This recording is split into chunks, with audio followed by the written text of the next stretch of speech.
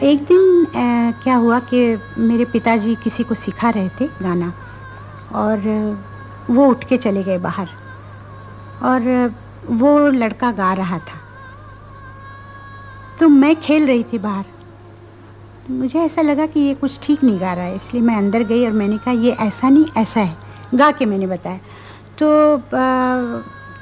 पीछे से मेरे पिताजी आ गए और उन्होंने सुन के उन्होंने मेरी मदर को बुला के कहा कि देखो हमारे घर में तो एक अच्छा गवैया है, हमने कभी ध्यान ही नहीं दिया। तो मुझे दूसरे दिन उन्होंने उठाया और सुबह 6 बजे कहा कि तानपुरा लो और गाने के लिए बैठो। और वो दिन था जो मैंने उनसे गाना सीखना शुरू किया।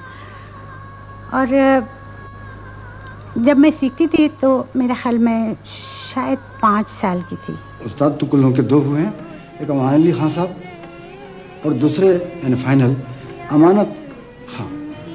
वैसे मुलाकातों में उन्होंने कई मरतबा तबाही का जिक्र किया कि संजय साहब एक लड़की मेरी शागिर्द है, इस कदर अल्लाह पाक की इसको देन है और इस कदर इंटेलिजेंट है और इस कदर म्यूजिकल काइंड ऑफ जीनियस कि जो मुश्किलात में उसको गले में मैंने रिहर्सल देता हूँ, उसकी रिहर्सल देता हूँ, वो गले से फ़ौरन अदा करती है। जब याद आए तिहारी सूरत वो प्यारी प्यारी नेहा लगा के हारी।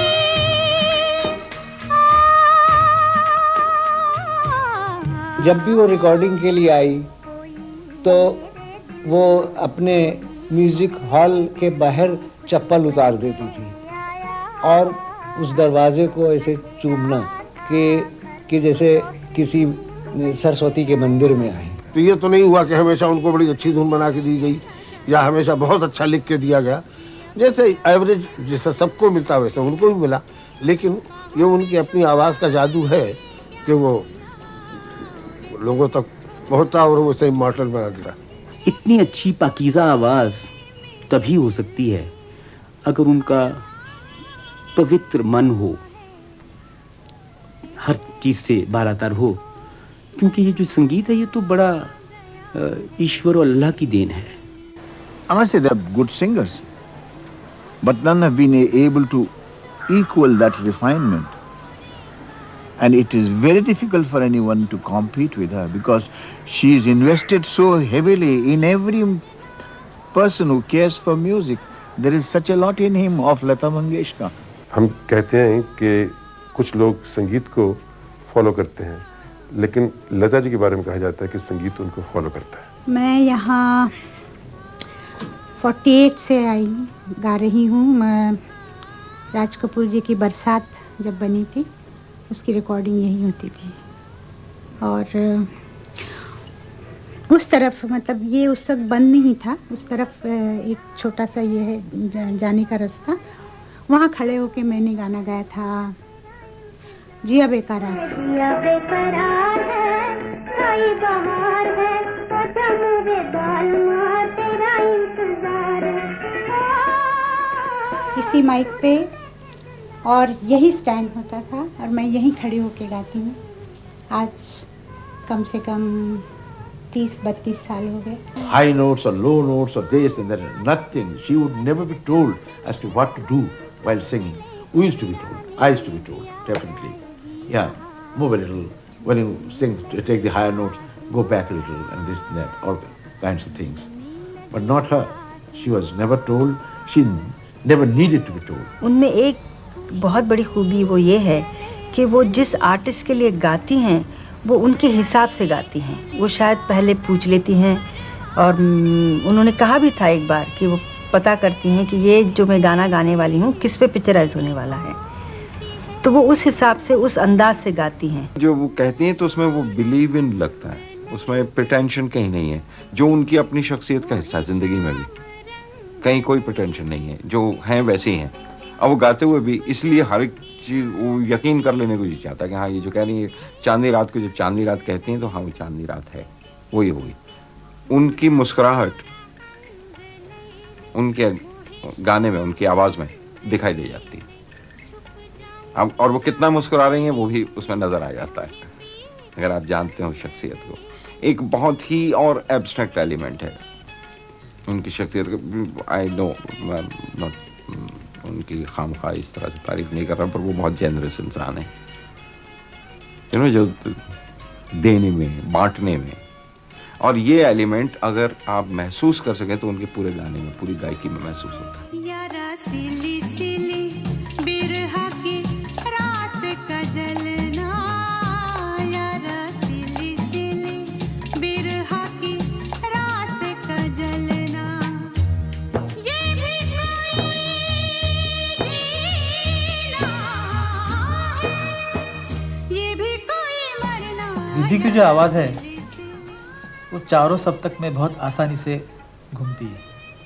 हिंदुस्तानी संगीत पद्धति में खर्ज, मध्य सप्तक, तार सप्तक और अति तार सप्तक, ऐसे 4 सप्तक मानते हैं हम लोग, जिसमें के 28 सुर लगते हैं। और इन 28 सुरों पे दीदी का काबू बहुत अच्छा है। जैसे पिताजी का एक धाक होता है ना, वैसा सबके उसका है। और माँ ने भी हमको सिखाया कि बड़ी बहन है, उसके साथ तुम इस तरह से ही बर्ताव करो कि वो तुम्हारे पिताजी जैसी है, माँ जैसी है। तो सभी उसको उसी नज़र से देखते हैं और वो भी हमको उसी नज़र से देखती है हमेशा, जैसे बच्चे हैं उसके। You cannot time her voice in the sense you cannot say that she sang this song at that period. You know, there are certain songs that have been sung by her which you can even hear today and enjoy. Lata ji में एक जो बड़ी बहुत ज़बरदस्त खूबी है कि किसी भी म्यूजिक डायरेक्टर के साथ, एनी कंपोजर, उसकी बात समझकर, सिचुएशन समझकर गाती हैं। वो अपनी आवाज़ को उसी तरह ढाल लेती हैं जैसी सिचुएशन हो, जैसा किरदार हो, तो उसकी टोन भी वैसी बना लेती हैं। जिस दौर में लता आई उस ज़माने के जो कंपोज़र थे, मुझ जैसे जाहिल भी थे लेकिन मुझसे बहुत बेहतर लोग भी थे। मास्टर गुलाम हैदर, अनिल विश्वास, श्रीराम चंद्र, खेमचंद प्रकाश, श्याम सुंदर, ऐसे ऐसे लाजवाब कंपोज़र थे। उनकी सोहबत मिली लता को तो अच्छा रास्ता मिला। अनिल दा ने मुझे बहुत सारी चीज़ें सिखाई, मतलब मैंने उनसे सीखी।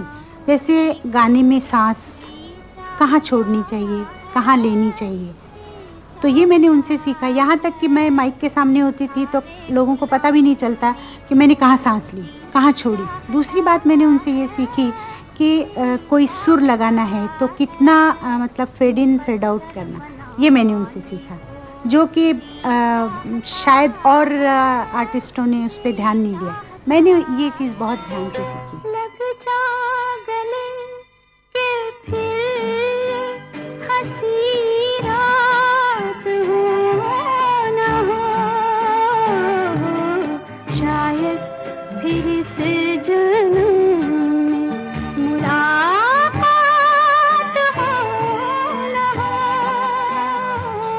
हम लोग तो ये कहते हैं कि इस युग में लता जी सरस्वती का रूप है, और मैं बिल्कुल ये कहने को तैयार हूँ, कहता हूँ, बिलीव करता हूँ कि हम लोग, जो लोग उस वक्त हैं, जिन्होंने लता जी को जानते हैं, जिन्होंने उनके साथ काम किया है, जिन्होंने उनके साथ गाने सुने हैं, गाने गाए हैं, उठे हैं, बैठे हैं, हंसे खेले हैं, वो लोग बहुत खुशकिस्मत हैं। मेरे पिताजी के मृत्यु के बाद मेरे ख्याल से 1 महीने के अंदर फिर मैंने नौकरी की, और सबसे पहले मैंने नवयुग में,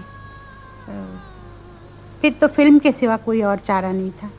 वहाँ मैंने 3 महीने का मेरा कॉन्ट्रैक्ट था, फिल्म में काम किया, छोटा सा रोल था, मुझे अच्छा नहीं लगा। मेकअप और फिर वहाँ जाना, फिर लाइट्स, लोगों का ये कहना वो कहना, फिर ये डायलॉग वो डायलॉग। और जिस दिन मैंने प्लेबैक शुरू किया उस दिन मैंने भगवान के सामने हाथ जोड़ के कहा, मैं कहा अब मैं फिल्म में काम कभी नहीं करूँगी। She did tell me that you're a very lucky, like our generation. We've not seen what she's seen, and maybe that's what's made her so humble. She's seen the bad times and she's realized it. And when you see those times, you can probably, I don't know, I think you'll learn to be nice to people. She never made us realize that what she has been through, it was all behind her. I mean, for us it was, I mean, all the time there was, I mean, as if nothing had happened at all. We were just going on with her as a normal family member, just another, like my mother. She was like that. She is like that. She's got an open hand, you know, I mean, she's always giving away things, never taking anything, and she believes in God, absolutely.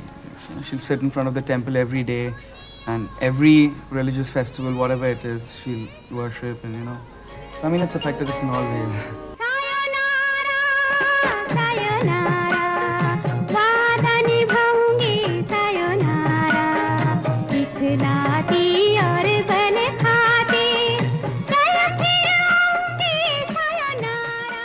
Audience के दिल पर निशाना एक लोग लगाना चाहते थे जो पिक्चर बनाने वाले थे, और उसमें इस अच्छे आर्टिस्ट की खूबसूरत हसीन आवाज़ वो जाके दिल में पैवस्त हो गई, गड़ गई है। और ऐसे कई निशान, लाखों अनगिनत निशान, अनगिनत लोगों के दिलों में लता ने पैदा किए हुए। पूरे हिंदुस्तान में, पूरे भारत में, और जहाँ जहाँ भी हिंदुस्तानी गाने सुने जाते हैं तो वो पूरा जादू सा एक क्रिएट हो गया, मैजिक क्रिएट हो गया। और उसके बाद ये आलम हुआ कि हर फिल्म में हर हीरोइन ये चाहे, हर लड़की ये चाहे कि हमारे लिए जो प्लेबैक हो वो लता जी का हो। कमाल की बात है लता जी की कि वो इतनी अच्छी, इतनी बड़ी कलाकार हैं, मगर वो कभी मेरे ख्याल से ये नहीं सोचती कि मैं तो बहुत अच्छी, बहुत बड़ी आर्टिस्ट हूँ, मैं लता मंगेशकर हूँ, तो मैं कोई भी वक्त कोई भी गाना किसी भी तरह गा लूँ। ये नहीं सोचती हैं, ये कोई भी आर्टिस्ट को सोचना भी नहीं चाहिए। डुएट गाने रफ़ी साहब और लता जी ने गाए हैं मिलकर। जो लोग उनके नाम से वाकिफ़ नहीं है, सिर्फ संगीत के शौकीन हैं, वो लोग सुनकर ये कभी नहीं कह सकते हैं कि ये मोहम्मद रफ़ी किसी मुस्लिम ने गाना गाया है और ये लता मंगेशकर कोई ब्राह्मण लड़की ने गाना गाया है, क्योंकि संगीत का जहाँ तक सवाल है उसका बजाते खुद एक धर्म होता है। मुझे लगता है कि ये जो आध्यात्मिक गाने हैं उसमें दीदी की आवाज़ बहुत ज़्यादा सज जाती है। उसका एक बहुत कारण ये है कि उसका जो अपना व्यक्तिमत्व है वो बहुत सादा है, और संतों के शब्द बड़े साहित्यिक मूल्य नहीं रखते हैं, बल्कि वो बड़े सादे होते हैं। उससे वो उन शब्दों का सादापन और दीदी के व्यक्तिमत्व का सादापन, ये दोनों एक साथ होने से दीदी की आवाज़ संतों के शब्दों के साथ बहुत सही मिल रही है। Typical, you know, songs from the hills. So she was singing, and I was singing the part of the witch doctor. So as the thing was being done, I mean, there were places where Lata was asked to give some kind of an expression, you know. So I was singing, and as I finished, she gave that kind of an expression. Ooh, ooh, ooh, ooh, ooh, ooh. My God, I was taken back and I stopped.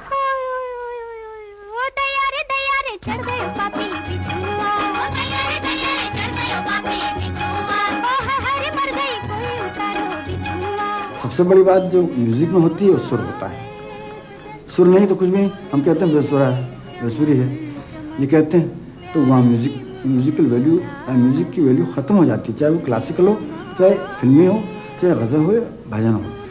तो वो सुरीली इतनी है कि उनकी टक्कर का सुरीला अभी तक तो मैंने सुना है। मरे हुए चीज़ को भी अमृत जिंदा कर देता है, वैसे वो अमृत जो है वो दीदी के गले में है, और वो किसी भी सुर को छू देता है तो वो सुर अमर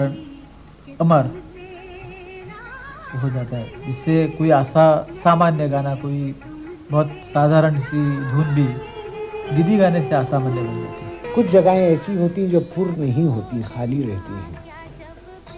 तो जिस तरह से कुंदन लाल सहगल, मुकेश, मोहम्मद रफ़ी, हेमंत कुमार अपनी जगहें छोड़कर चले गए, उनकी जगह पूर्ण नहीं हुई है।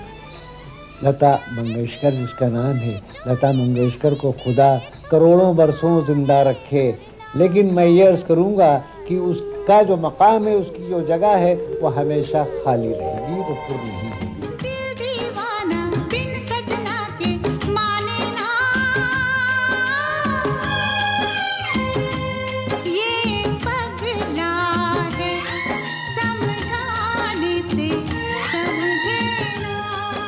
फिर भी क्या कम है जहाँ रंग न खुशबू है कोई, तेरे होंठों से रंग न खुशबू है कोई, तेरे होंठों से महक जाते हैं अफकार मेरे लफ्जों को जो छू लेती है आवाज तेरी, सरहदें तोड़ के उड़ जाते हैं अशार मेरे।